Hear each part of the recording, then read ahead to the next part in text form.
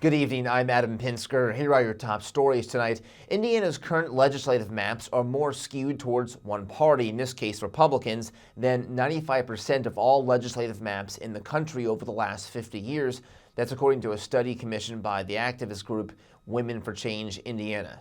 It was exactly when the new map went into place in 2012 that the level of bias in favor of Republicans, really shifted.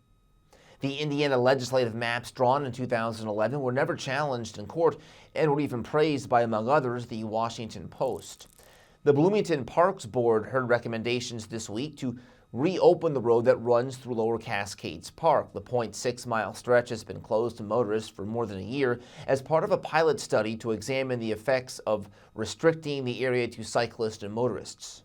And so we'd heard from a lot of folks that may have mobility challenges or are not regular users of bicycles and such, that, this closure really restricted the access to the park for them.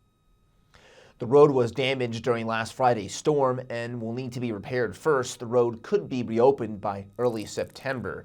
An Indianapolis Superior Court judge could rule soon on whether Indiana must reinstate federal unemployment benefits that Governor Eric Holcomb announced would end next week. Lawyers for the state argue the matter should be handled by policymakers, not the courts, but the plaintiffs' counsel told the judge the benefits are still keeping people affected by the pandemic out of poverty.